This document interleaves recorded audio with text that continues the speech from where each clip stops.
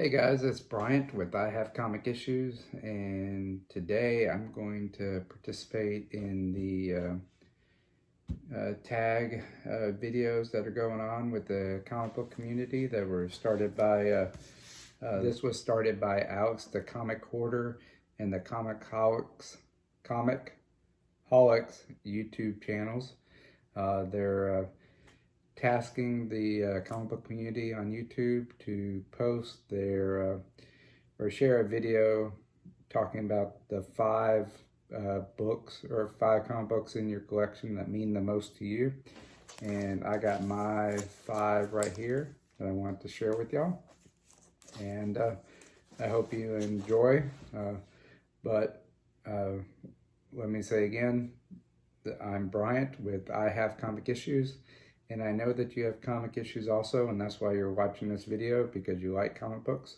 So with that being said, please take a moment to like this video, comment on it, let me know what you think of my five books.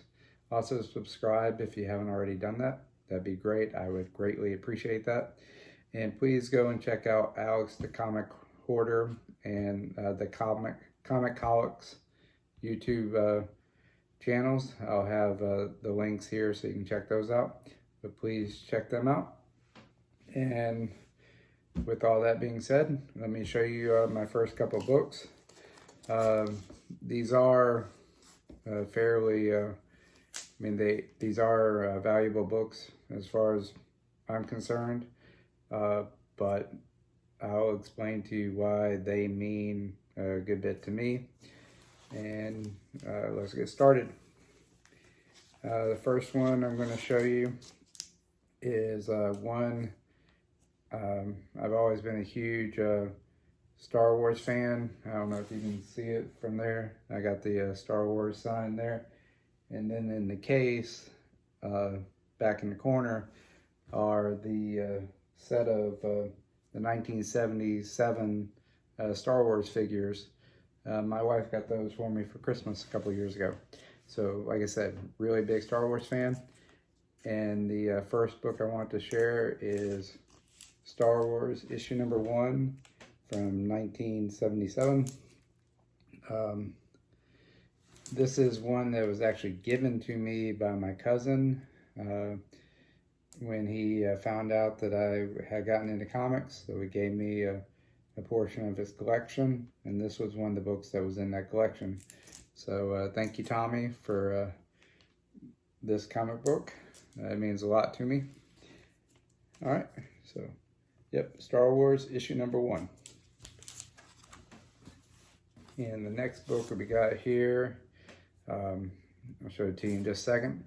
As I've said before, and you will know this if you've seen any of my videos before, I am a huge X-Men fan and also a really big Wolverine fan.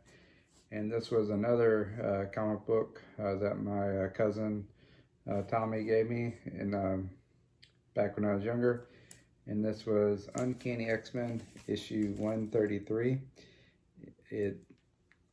Great story. I love this book. I love the cover. You can see it's a pretty well-read copy, but I just love this book. It's Wolverine's first solo story in the comic books, I believe. But this is Uncanny, or X-Men. I know they have the Uncanny up there, but before it was called Uncanny. X-Men issue 133, and I just very big fan of this book and very happy to have it. So the next book I'm going to show you is another big key book. This one, it's a very bad condition, very low grade. As the saying goes, low grade is better than no grade. But one of the main reasons why I'm including this book in my video here is I would consider this one of my biggest finds for a Silver Age key out in the wild. Like I said, it's in pretty bad shape, but this is the X-Men issue number 2, and you can see it's pretty beat up. But I actually found this at a flea market, and it wasn't in a comic book booth at the flea market. It was in a junk store booth in a flea market, and this was in just a pile of stuff. And all I could see in the pile, it was laying flat like this. I could just see a corner of the X. And I was like, that was like an X-Men comic book. So I grabbed it, or I picked it up, looked at it, and I made a deal with the guy, and I picked this up for about 80 bucks. So I would consider this like my biggest Silver Age key pickup out in the wild. So yes, X-Men issue number 2. And the next book I have here, this is one, or the reason why it's one of my favorites. It's a very big modern age key, but the reason why I like it so much is it's one of the first, or not first books, but it's one of the first books that I collected or picked up as a kid, or when I was collecting and saving up my money and buying them on my own. This was one of the first ones that I got, or bigger books that I got. Not that I knew at the time that it was a bigger book, but it was in my X-Men run, or books I was collecting. And I just picked it up, read it, liked it, and then bagged it, bored it, read it again many times, but it's still in pretty good condition. And this is Uncanny X-Men issue 266. The first appearance. There's also the X-Men annual that takes place in the future, that has a good bit of pages with Gambit in there, that came out at right about the same time. So this is the first appearance of Gambit in Uncanny X-Men right here. So, and this one I picked up for cover price back when it came out, and I've had it all this time. So very happy with that, and that's why it's a very important book to me in my collection. So this is Uncanny X-Men issue 266, and as you can see, it's a newsstand also. So very happy with that. And the last book that I have here is pretty much the same deal. It's a pretty big key modern book. Picked it up when it came out. Very happy about all that. And it's just gotten pretty big lately, or in the last number of years. But this is New Mutants issue number 98. First appearance of Deadpool. And like I said, I picked this up at the store, comic book store. It's not a newsstand, but it is the first appearance of Deadpool.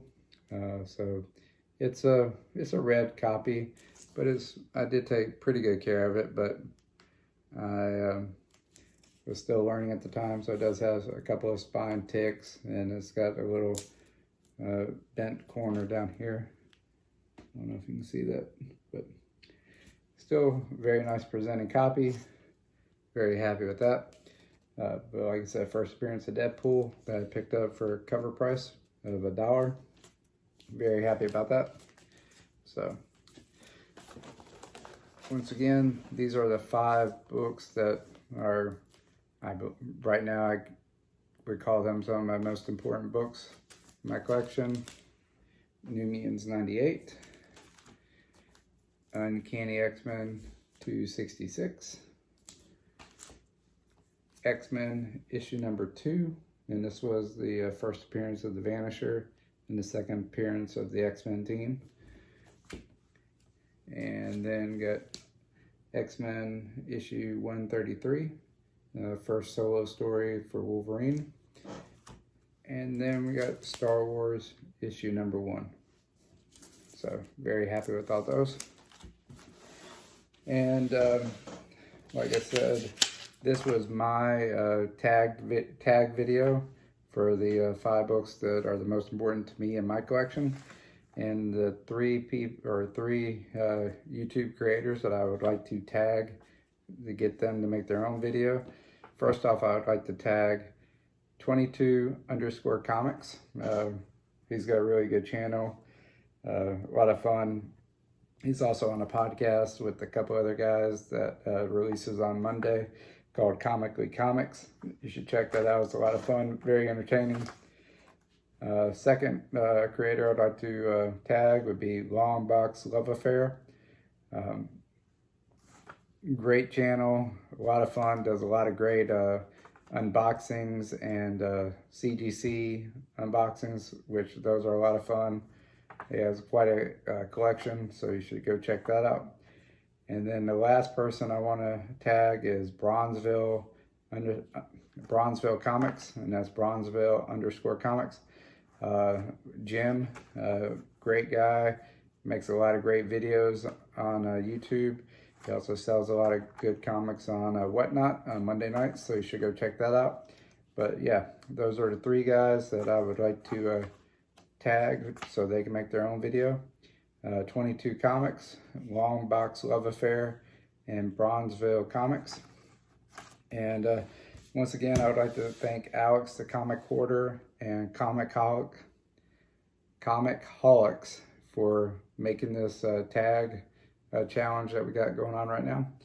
So thank you for that. And this is Bryant with I Have Comic Issues. And please, since you got your own comic issues, please like my issues, comment on my comic issues here, and please subscribe if you haven't already. And I will see you later. Bye.